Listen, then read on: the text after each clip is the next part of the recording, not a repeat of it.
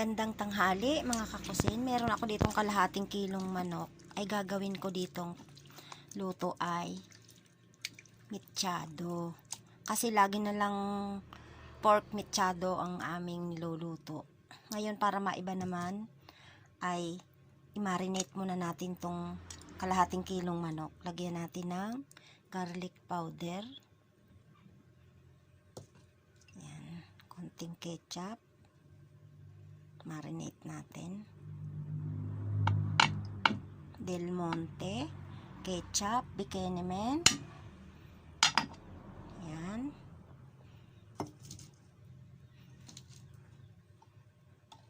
Konting toyo. Yan. Konting suka. Suka konti. I-marinate muna natin mga kakusin bago i-prito natin. Mga 30 minutes lang natin na i-marinate mga kakusin. Oyster sauce. Paminta.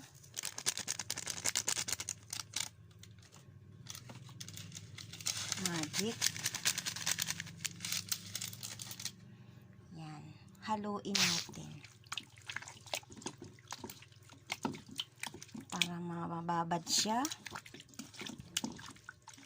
Mamaya bago natin iluto, iprito muna natin yung carrots at patatas at isunod na rin natin iprito itong manok bago natin siya lutuin. Yan. Okay na to mga kakusin, ibabad natin mga 20 minutes or 15 minutes, pwede na yan.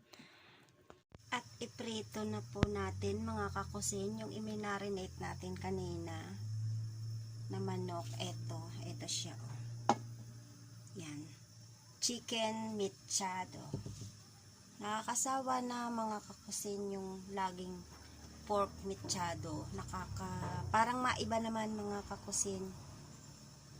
Unahin natin dito itong carrots at patatas.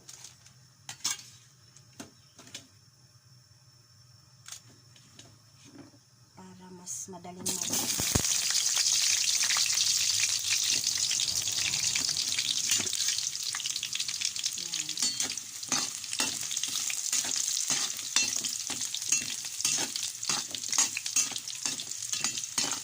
Chicken mechado.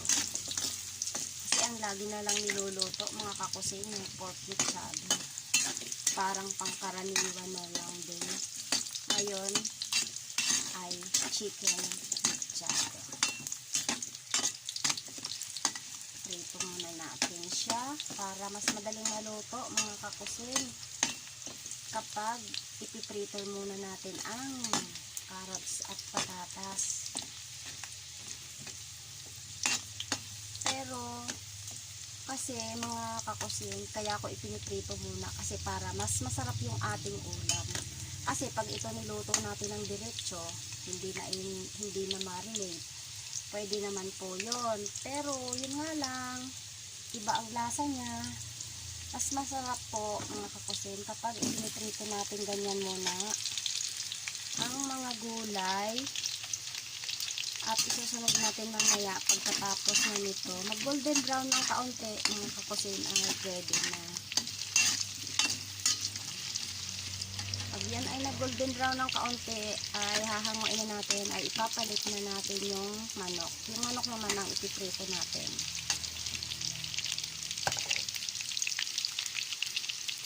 At kapag ganito na mga kakusin ang kulay, ay pwede na natin itong hanguin. Hanguin na natin. Shout out nga pala sa mga subscriber ko na laging nakaabang sa aking mga nilulutong menu. At gustong gusto nila at kakaiba raw ang aking pagluluto. Maraming salamat sa inyo. Ayan, diba? So, bawasan na natin ang mantika. Igisa na natin mga kakusin ang bawang. Sunod natin ang sibuyas.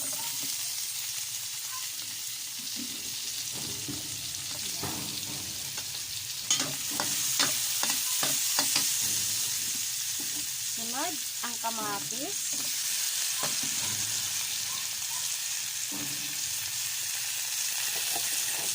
Haluin natin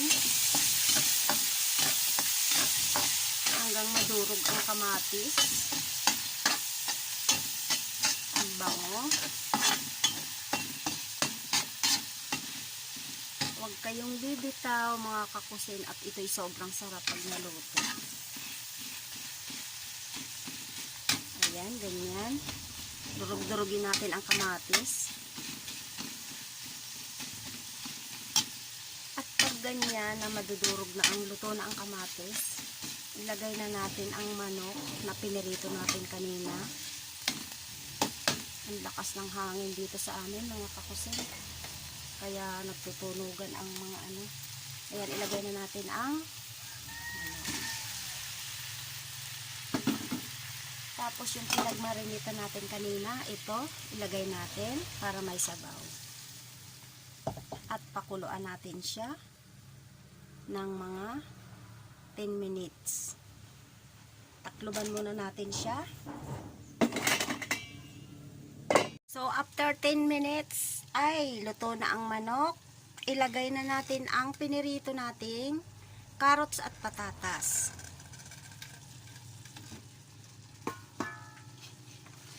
Lagyan natin ng konting tomato paste. Yun. Lagyan natin ng konting asukal. Konting seasoning. Konting kalamansi juice. Yan. Haluin natin.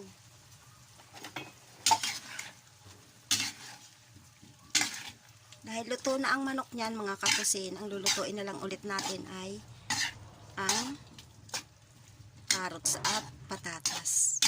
Super yummy ito mga kakusin. I-try nyo na.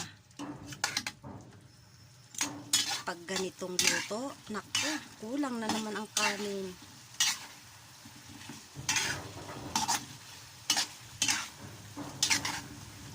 Malalaki lang ang hiwa. Pasensya na kayo mga kakusin kasi malalaki ang hiwa. Mas maganda yung malalaki ang hiwa, pati ang patatas.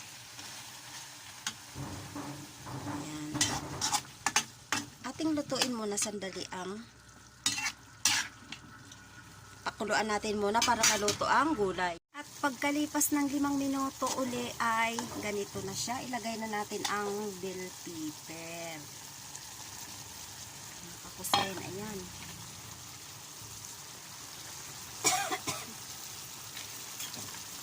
Lagyan natin ng konting patis.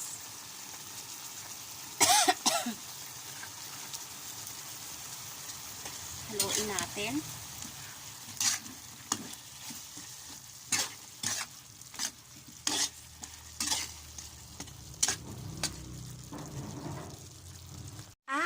Eto na mga kakusin, ang sobrang sarap na chicken mechado. Tingnan mo naman kung gaano yung kasarap mga kakusin. Ready na ang tanghalian, atin ang hanguin. Tayin natin ang apoy. Oh. Tingnan mo naman yan kung gaano yung kasarap mga kakusin. Nako, kulang na naman ang kanin. Kulang na naman ang kanin mga kakusin. Maraming salamat sa inyong panunood mga kakusin. Kailangan tapusin nyo yung video para marunong kayo magluto ng version ko. Ito ay version sa Erlinda Cuisine Vlog mga kakusin. Sobrang sarap, try nyo na. Maraming salamat sa mga supporters ko. Nako, yung isa kong video, maraming salamat. Road to 13K na po ang lechon manok. Maraming salamat sa lahat ng nagtangkilik ng aking video. Thank you for watching. Salamat. Bye-bye.